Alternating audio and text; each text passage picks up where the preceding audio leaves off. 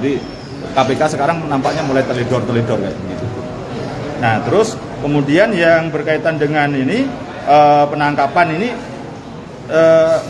mudah-mudahan ya segeralah ditangkap karena tidak masa harus gugat lagi gitu kan. Jadi saya gugatan ini ikhtiar. Nah, nanti kan supaya sidang in absentia bisa dijalankan kalau tidak bisa ditangkap. Nah, itulah yang tadi saya ajukan bukti-bukti bagaimana kejaksaan itu biasa in absentia mulai zaman kasus Senturi, Sambarak Rapat Ali Rifni saya lampirkan, jadikan bukti.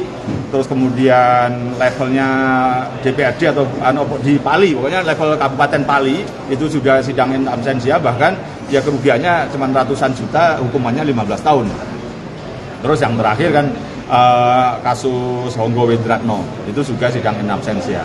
Nah, saya dalam meminta gugatan ini kan juga begitu, memerintahkan pada KPK untuk melakukan sidang in absentia.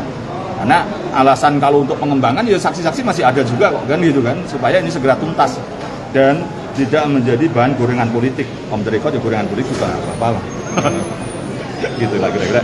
Jadi itu teman-teman sekalian, jadi saya sudah berusaha maksimal untuk membuktikan itu bahwa sampai sekarang nyatanya Harun Masiku juga tidak ditangkap, juga tidak keberadaannya baik masih hidup maupun sudah meninggal. Maka jadi saya saat mengajukan gugatan itu, saya mengaudit kinerja KPK apa yang sudah dilakukan, ternyata ya masih biasa-biasa aja.